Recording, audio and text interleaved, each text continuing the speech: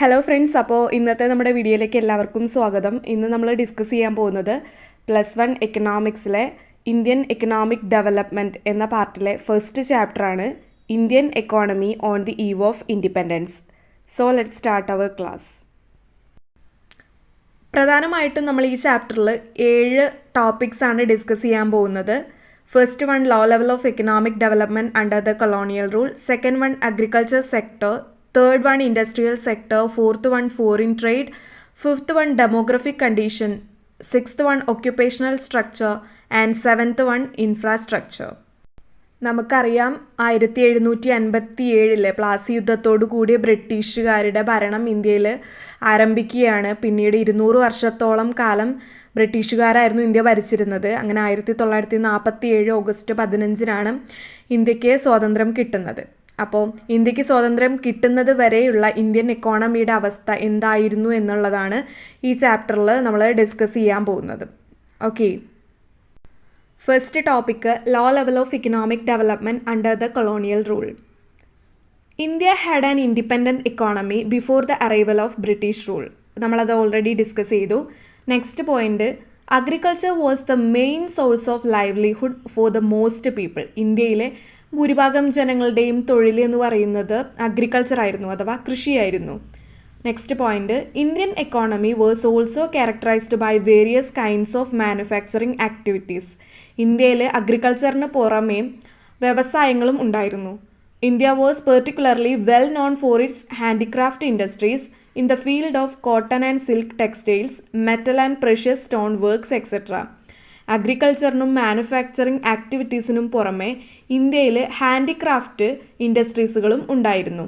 Some of them are Dhaka muslin, calico, Kashmir shawl etcetera. ലോകം മുഴുവൻ ഇന്ത്യയുടെ കരകൗശല വസ്തുക്കൾ പ്രസിദ്ധമായിരുന്നു. ചില കരകൗശല വസ്തുക്കൾക്ക് ഉദാഹരണങ്ങളാണ് Dhaka muslin, calico, Kashmir shawl എന്നൊക്കെ പറയുന്നത്. These items were treated as excellent product because it's craftsmanship and quality. അതായത് ഈ പ്രൊഡക്റ്റുകളൊക്കെ അറിയപ്പെട്ടിരുന്നത് അത് ഉണ്ടാക്കിയവരുടെ വൈദഗ്ധ്യവും ആ ഒരു പ്രൊഡക്റ്റിൻ്റെ ഗുണമേന്മയും കാരണമാണ്. Next point, under the British rule the Indian economy underwent a rapid change. അപ്പോൾ ഇതുവരെ പറഞ്ഞത് ഇന്ത്യയുടെ പ്രത്യേകതകളായിരുന്നു ബ്രിട്ടീഷ് ഭരണത്തിന് മുൻപ്. പക്ഷേ ബ്രിട്ടീഷുകാരുടെ ഭരണത്തിന് ശേഷം ഇന്ത്യൻ എക്കോണമിയിൽ വലിയ മാറ്റങ്ങളാണ് ഉണ്ടായിട്ടുള്ളത്. The objective of the British rulers was the protection of the economic interest of their country rather than India. ബ്രിട്ടീഷുകാരുടെ ലക്ഷ്യം എന്ന് പറയുന്നത് എന്തായിരുന്നു? അവരുടെ രാജ്യത്തിൻ്റെ താല്പര്യങ്ങളെ സംരക്ഷിക്കുന്നതായിരുന്നു. The twin objective of British rule in India were, first one, to use India as a supplier of raw materials for British industries. Second one, to convert India into a market for the finished product produced in Britain.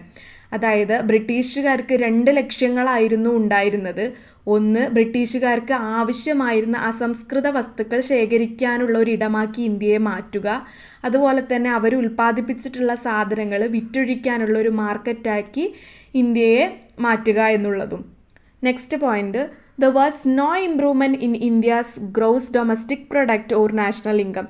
അതുകൊണ്ട് തന്നെ ഇന്ത്യയുടെ ദേശീയ വരുമാനത്തിൽ യാതൊരു ഇംപ്രൂവ്മെൻറ്റും ഉണ്ടായിരുന്നില്ല. During those period there was no official attempt to estimate India's national income. ആ ഒരു സമയത്ത് ഇന്ത്യയുടെ ദേശീയ വരുമാനം എത്രയാണെന്ന് കാൽക്കുലേറ്റ് ചെയ്യാനുള്ള ശ്രമങ്ങളൊന്നും തന്നെ നടന്നിട്ടുണ്ടായിരുന്നില്ല. But few individuals attempts were made by Dadabhai Naoroji, William Digby, Findlay Shirras, VK.R.V. Rao and R.C. Desai to compute India's national income. പക്ഷേ ചില ആളുകൾ ഇന്ത്യയുടെ ദേശീയ വരുമാനം കാൽക്കുലേറ്റ് ചെയ്യാൻ ശ്രമിക്കുകയുണ്ടായി. അവരാണ് Dadabhai Naoroji, William Digby, Findlay Shirras, VK.R.V. Rao and R.C. Desai എന്ന് പറയുന്നത്. Among them the estimates made by professor VK.R.V. Rao was very commendable. ഇവർക്കിടയിൽ VK.R.V. റാവുവിൻ്റെ കാൽക്കുലേഷനാണ് കുറച്ചും കൂടെ ഇമ്പോർട്ടൻ്റ് ആയിട്ട് നിങ്ങൾ ഓർത്തിരിക്കേണ്ടത്. കാരണം കൂട്ടത്തിലൊരു സയൻറ്റിഫിക് കാൽക്കുലേഷൻ നടത്തിയിരുന്നത് പ്രൊഫസർ VK.R.V. റാവു ആയിരുന്നു. All those estimates indicated that the average annual growth of GDP during the first half of the 20th century was less than 2%. അതായത് ഈ ഒരു കാൽക്കുലേഷനിൽ നിന്നും നമുക്ക് മനസ്സിലാക്കാൻ പറ്റും 20-ാം നൂറ്റാണ്ടിൻ്റെ ആദ്യ പകുതിയിൽ ഇന്ത്യയുടെ ദേശീയ വരുമാനത്തിൻ്റെ വളർച്ച എന്ന് പറയുന്നത് 2%-ത്തേക്കാൾ കുറവായിരുന്നു എന്നുള്ളത്. അപ്പോൾ ഈ ഒരു ടോപ്പിക്ക് പറയുന്നത് പോലെ തന്നെ ഇന്ത്യയിൽ ബ്രിട്ടീഷ് ഭരണത്തിന് കീഴിൽ എക്കണോമിക് ഡെവലപ്മെൻറ്റ് വളരെയധികം കുറവായിരുന്നു എന്നുള്ളതാണ് കാണിക്കുന്നത്. ഓക്കെ, നെക്സ്റ്റ് ഡിസ്കസ് ചെയ്യുന്നത് അഗ്രികൾച്ചർ സെക്ടറാണ്. ഇന്ത്യയുടെ സ്വാതന്ത്ര്യം കിട്ടുന്നത് വരെയുള്ള അഗ്രികൾച്ചർ സെക്ടറിൻ്റെ അവസ്ഥ എന്തായിരുന്നു എന്നുള്ളത്. First point, during the British rule India remained fundamentally an agrarian economy. British ഭരണത്തിന് കീഴിലും ഇന്ത്യ ഒരു കാർഷിക സമ്പദ് വ്യവസ്ഥയായിരുന്നു എന്ന് തന്നെയാണ് പറയുന്നത്. Around 85% of India's population lived in villages and derived livelihood directly or indirectly from agriculture. ഇന്ത്യയിൽ 85% ആളുകളും ഗ്രാമങ്ങളിലാണ് താമസിച്ചിരുന്നത്. അവർ നേരിട്ടോ അല്ലാതെയോ കൃഷിയെ ആശ്രയിച്ച് ജീവിക്കുന്നവരായിരുന്നു. Agriculture was stagnant and it was the main source of livelihood of the people. നമുക്കറിയാം ഇന്ത്യയിലെ ഭൂരിഭാഗം ജനങ്ങളുടെ തൊഴിൽ മാർഗമാണ് കൃഷി.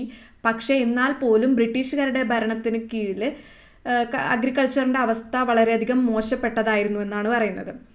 Then major reasons for agriculture stagnation were. ഇങ്ങനെ അഗ്രികൾച്ചറിൻ്റെ മോശപ്പെട്ട അവസ്ഥയ്ക്കുള്ള കാരണങ്ങൾ എന്ന് പറയുന്നത്, first one, the exploitative land settlement system. ചൂഷണാത്മകമായിട്ടുള്ള ഭൂനികുതി രീതികൾ, അതുപോലെ തന്നെ use of low level of technology. Low ലെവലിൽ ടെക്നോളജികൾ യൂസ് ചെയ്യുന്നത് കാരണം റൂറൽ ഇൻഡപ്റ്റഡ്നെസ്, ഒരുപാട് കടങ്ങളുള്ളത്, ലോ അഗ്രികൾച്ചർ പ്രൊഡക്ടിവിറ്റി വളരെ കുറവായിരുന്നു എന്നുള്ളത്, യൂസ് ഓഫ് ലിമിറ്റഡ് കെമിക്കൽ ഫെർട്ടിലൈസറുകളൊന്നും അധികം ഉപയോഗിക്കാൻ പറ്റിയിരുന്നില്ല. കാരണം ക്യാഷ് കൊടുത്തിട്ട് വേണം കെമിക്കൽ ഫെർട്ടിലൈസേഴ്സ് വാങ്ങാൻ വേണ്ടിയിട്ട്. അതിനുള്ള കപ്പാസിറ്റി ഒന്നും നമ്മുടെ കർഷകർക്ക് ഉണ്ടായിരുന്നില്ല. Next point, inadequate irrigation facilities. നമുക്ക് ജലസേചന സൗകര്യങ്ങളൊന്നും തന്നെ അധികം ഉണ്ടായിരുന്നില്ല. സോ ഈ കാരണങ്ങളാണ് ഇന്ത്യയുടെ അഗ്രികൾച്ചർ സ്റ്റാഗ്നൻ്റ് ആയിട്ട് നിൽക്കാൻ ഇടയാക്കിയത്. Next point, the exploitative land settlement system, especially the zamindari system was the most important reason for agriculture stagnation. നമ്മൾ പറഞ്ഞിട്ടുണ്ടായി ചൂഷണാത്മകമായിട്ടുള്ള ഭൂനികുതി നയങ്ങളൊക്കെ ഉണ്ടായിരുന്നു. അതിൽ പ്രധാനപ്പെട്ടതാണ് ജമീന്ദാരി സിസ്റ്റം എന്ന് പറയുന്നത്. ജമീന്ദാസ് എന്ന് പറയുന്ന ഒരു കൂട്ടം ഇടനിലക്കാരെ നികുതി പിരിക്കുന്നതിന് വേണ്ടി ബ്രിട്ടീഷുകാർ നിയമിക്കുകയുണ്ടായി.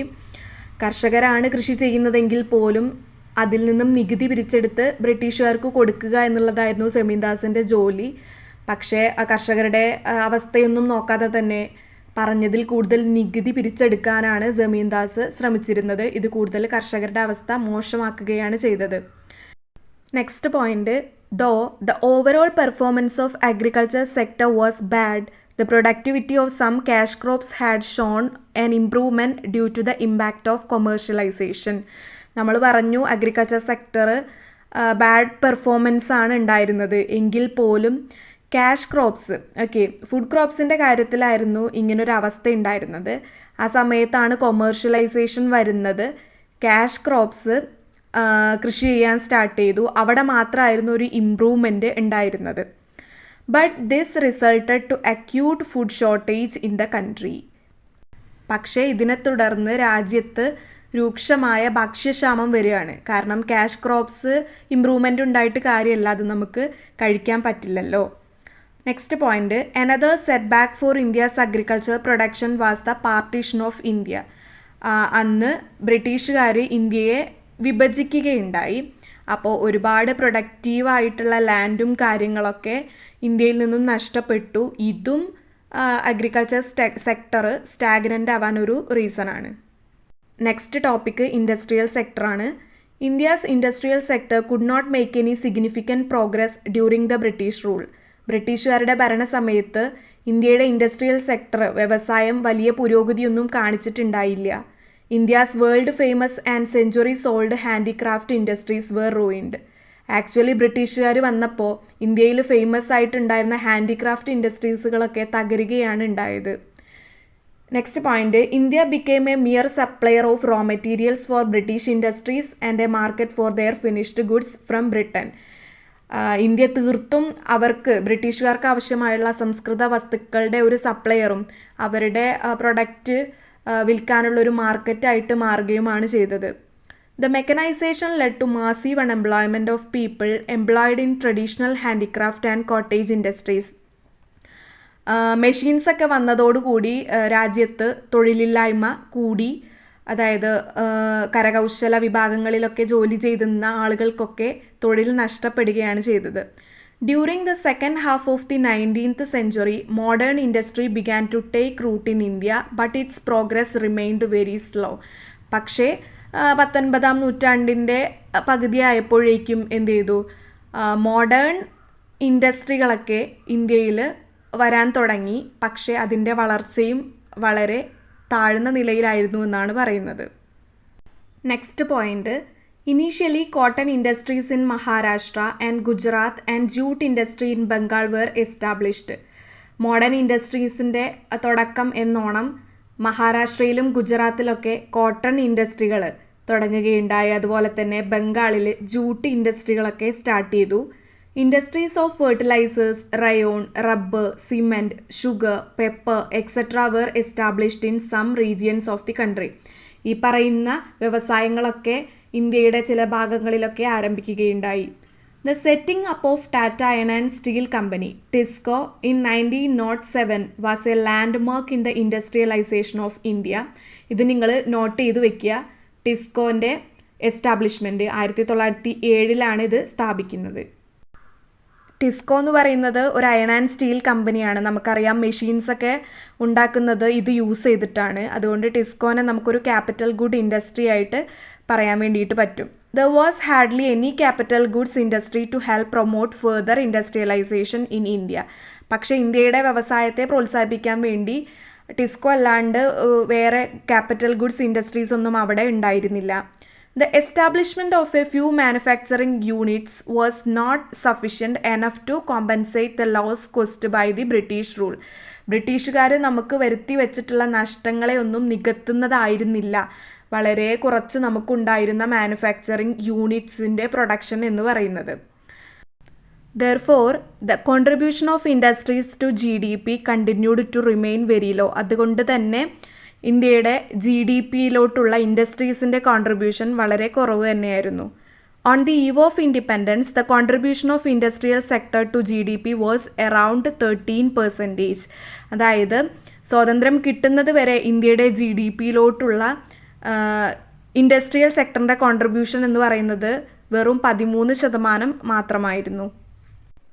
അപ്പോൾ വീഡിയോ ഇഷ്ടമായാൽ ലൈക്ക് ചെയ്യുക, ചാനൽ സബ്സ്ക്രൈബ് ചെയ്തിട്ട് സപ്പോർട്ട് ചെയ്യുക. Thank you all.